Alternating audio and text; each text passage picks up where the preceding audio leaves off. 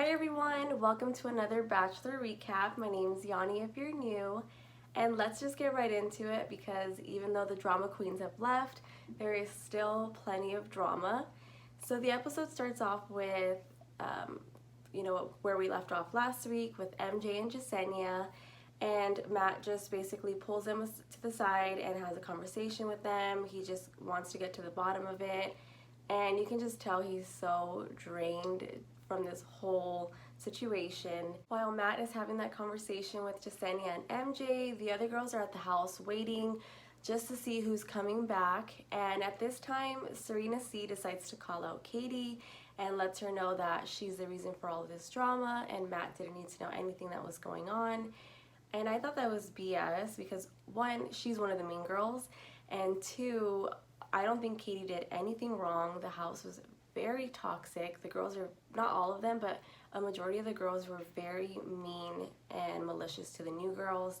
So I don't think Katie did anything wrong but stand up for the other girls, and I don't see what the point of Serena C bringing that up. I know she thinks that took time away from her, but she was a part of that whole clique, so she's the last person that should be talking. So after Matt's done talking to MJ and Jessenia, he needs some time alone just to think about what he wants to do, and eventually sends MJ home, which I'm so happy about because she, like I said, she was one of the mean girls. She does know the definition of peace and harmony because she thinks that she's been preaching it, but she's in reality just been really mean. So it's the rose ceremony, and Ryan is just very emotional. I don't know if she thinks she's going home already, but she's just keeps saying that she really wants to be there. So he eliminates Brittany, Ryan, and Maggie, which I like Maggie, but I don't think that they had such a great connection. She was really funny to watch, but maybe she'll do better in Bachelor in Paradise. The following day, the date card comes in, and Piper's going to be the first one-on-one date, and she's just very excited. And I think Piper is beautiful. I just don't see like a big connection with her. I feel like he does really like her, but I don't see it the way I see him look at Rachel or Michelle. But so they go on their date, and it's a carnival, and it's so much fun. I think that was such a great date idea. And they basically kissed the entire date. That's all they did. They could not stop kissing. As if calling out Katie in front of the girls wasn't enough, Serena C decides to go to her room and lets her know that she wants to speak with her. And this is just when they start going at it. And like I said, I don't think Katie did anything wrong. She says she never mentioned any names, which she didn't. And I just think for the new girls' mental health, it needed to be addressed. For the group date, they got to go bowling, and I haven't gone bowling in such a long time. It's one of my favorite things to do. Obviously, it's going to be a little bit more different after the pandemic, but so they separate the girls, blue team, pink team, and the pink team is just killing it the whole time, and the blue team starts to show up, and it's just a really close game, and it just comes down to, I forgot who it was Abigail and somebody else, and the pink team ended up winning, so the girls had to go back home. They were all so excited because there was a bigger chance that, they were gonna get the rose. There was only 4 of them instead of the initial 9. So Matt sends a special date card, and Chris Harrison delivers it to the girls who lost, and they're all just so bummed on the couch, crying. And the date card lets them know that, time is precious and crucial, and he wants to spend time with them. So all of the girls get all excited, they go get dressed up, and they show up to the date, and the other girls are so shocked, and you can tell they're just so disappointed because now they really have to fight for time again. So we see Heather pull up in a minivan. Why a minivan? Out of all the beautiful cars that they've showed this season, she shows up in a minivan, and I think it's very funny.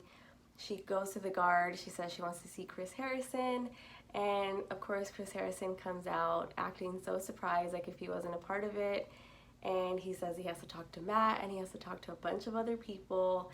And throughout the whole, episode, you see Heather just in quarantine, just being silly. just waiting for her time to meet Matt. She also mentions that Hannah Brown was the one who told her that she needed to meet him, that he was such a great guy. Why didn't she introduce her before? I mean, they've been friends. So I thought that was just really funny, but like I mentioned, it was probably just the producers having her there just to stir up the drama. The next one-on-one date is with Katie, and I've been wanting them to have a one-on-one just because I feel like she's been on a lot of group dates and you haven't really got to see much of them together. So the date is a prank on Tyler, and he thinks he's getting a massage, so they hire an actress to play the masseuse, and they're just doing all these funny things. During dinner, she's letting him know that she's there for him, and he doesn't give her the rose. I was very bummed, but at the same time, I always got a friendship vibe from them. I didn't see a huge connection. I just saw them having fun, but just as friends. But I love Katie, and it's a bummer that she's not going to be here because next episode the girls are just very mean to Heather, and it would have been nice to see Katie there. So there's been lots of rumors saying that Katie was announced as the next Bachelorette on the Women Tell All, but she's denied it, Mari's denied it, and I mean, we all want to see it. I've seen just a bunch of comments asking for ABC to have her as the next Bachelorette. Hopefully it happens. We love to see her find love. So for the cocktail party, Matt is having a conversation with Piper, and at the same time, Heather's walking in with his beautiful white dress, and all of the girls are freaking out. And I think it's funny that most of them kind of acted like they didn't know who she was, but eventually it comes out that she was on Colton season, and she interrupts Matt's time with Piper, and you could tell Piper's very upset. But I mean, she just had a one-on-one date. I don't know why she made it seem like she hasn't spent that much time with him, but I mean, it is very frustrating when you see a new face and she wants to talk to him.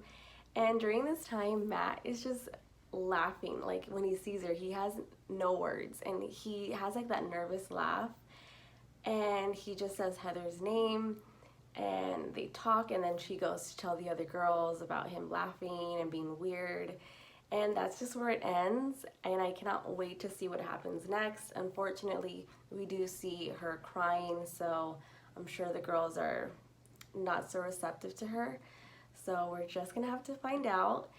But that's pretty much all for the episode.